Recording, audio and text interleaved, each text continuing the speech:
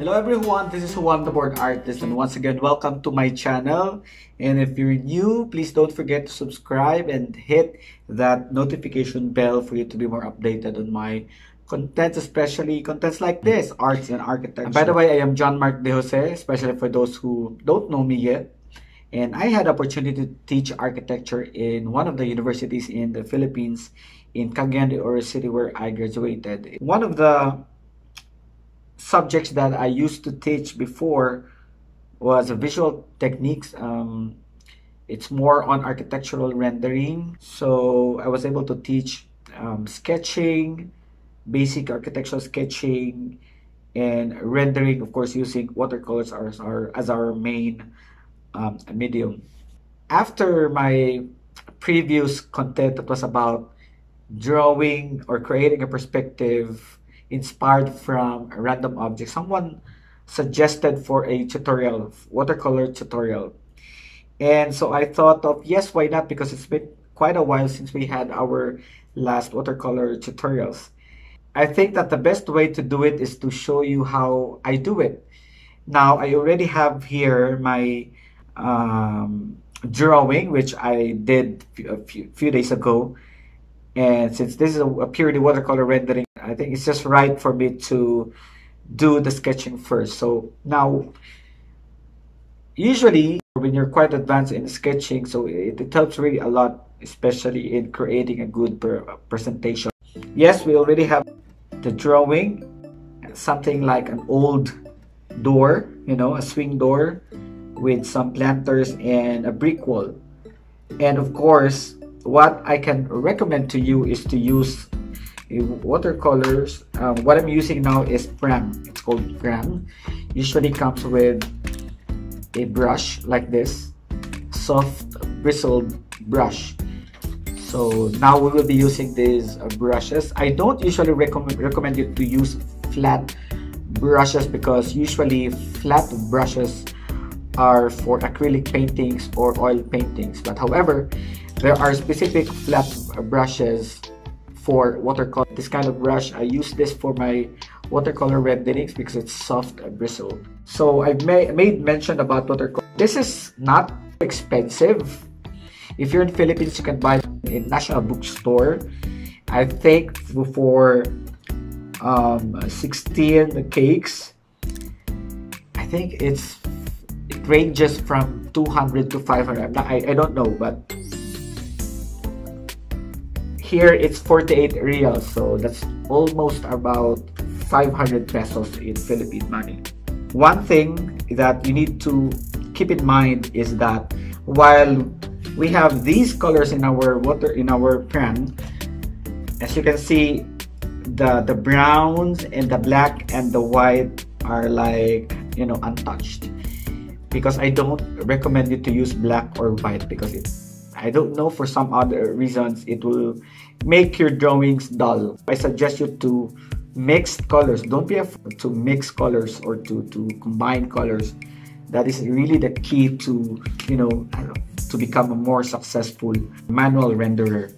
So now we have here our palette where we can mix our colors. Of course, we need water. Now the paper that I'm using here is a Strathmore watercolor paper. There's a huge difference when you just use bond paper, because when you apply water on the paper, the usual effect would, if you're just using bond paper, thinner paper, it would tend to create these wavy surfaces, so it's difficult to handle sometimes. But with this watercolor paper, it's thicker, and I think that it's strong enough to handle the effects of the water. So now what I would normally do here is that I would try to apply first the major areas of our drawing. So as you can see here, although our focus here is the door itself, so the challenge here is how to make this vintage looking. Also bricks, challenge here is to come up with a presentation that is highlighting the texture of the brick wall. So of course our drawing shouldn't be floating, so it is important to have at the base or the ground. So we need to consider that one. And some of the entourage we call them these trees and planters. Again, I would like to reiterate that you don't need to really make your sketch perfect. But of course, as I said before, if you have the skills already when it comes to sketching, so it's a plus point. We'll try to make it warmer. We will be, I think the tones will be using more on the warm colors, maybe a mixture of red, orange, some yellow, and we'll try to complement or balance it out with some cool colors. Of course, with that is the time that we need to use blue, violet, and greens. So the good thing is that we have here the plants to balance the rustic effect of our door and the brick wall. So what I'm going to do here is to start mixing. Now the common notion is, well, that is a wall, so it should be brown. So it's not always the case. Brick wall, sometimes it has this red orange color, so we just have to mix this up. Sometimes when you try to mix violet with orange, it would give you this brown color or mixture. So now we have this. It's okay. I think it's a good base color. So once again, don't be afraid to mix colors.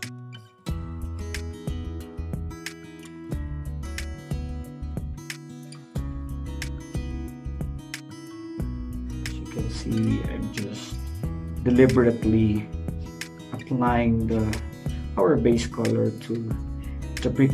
Now for the door, we'll try to use more into the orange tone, maybe a little of yellow.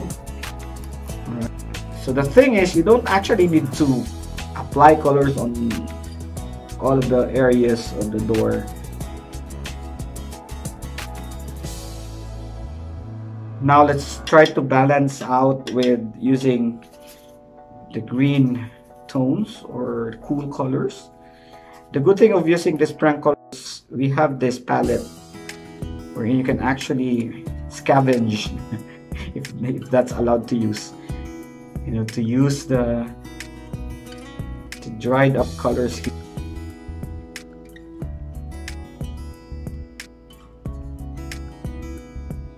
All right,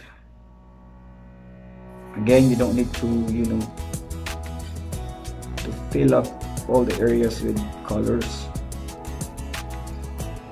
Okay.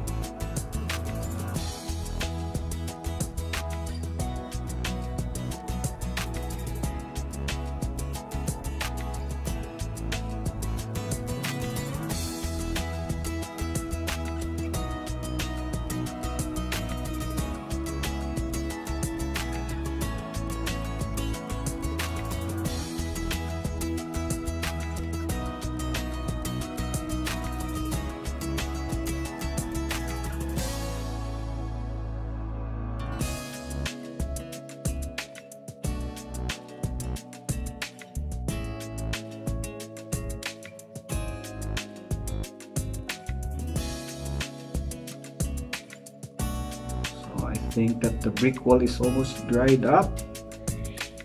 Now let's try to achieve the texture of the brick wall with, you know, try to add more contrast.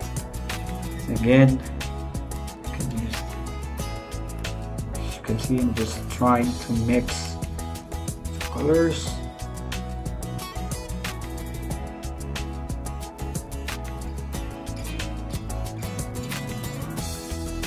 Don't worry, you don't need to do it perfectly.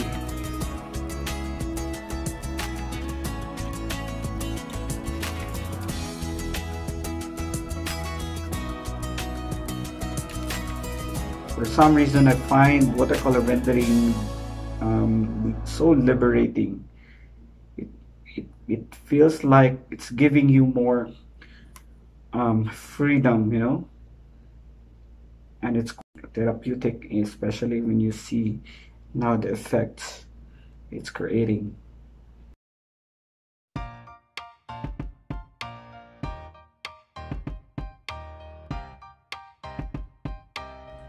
as you can see, I'm just consistently adding up colors on the lines of the bricks, the linings of the brick.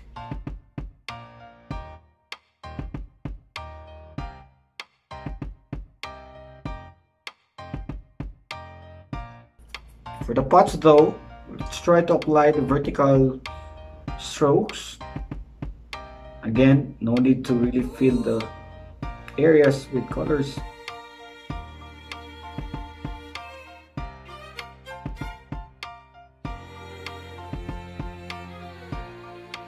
You need to have a ground for your drawing not to appear like it's floating.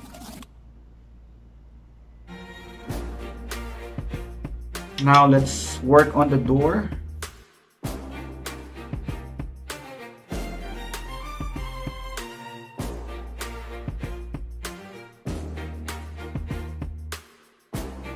Should apply some yellow tones randomly. Should not follow a certain pattern.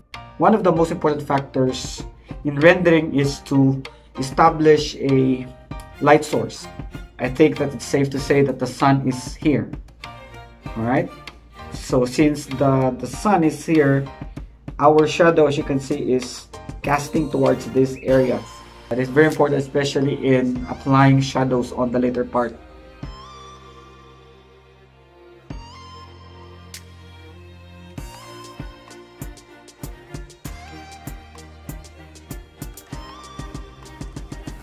What we're doing here is what we call layering of colors.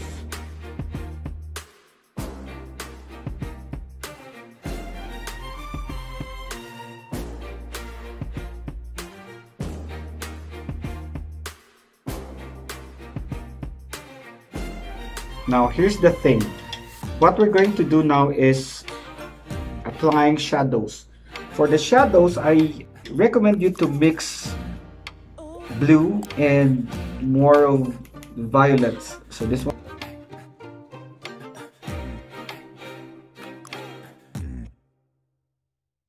Once again, guys, thank you for joining me. Thank you for staying. And I hope that you have learned a lot of things or techniques.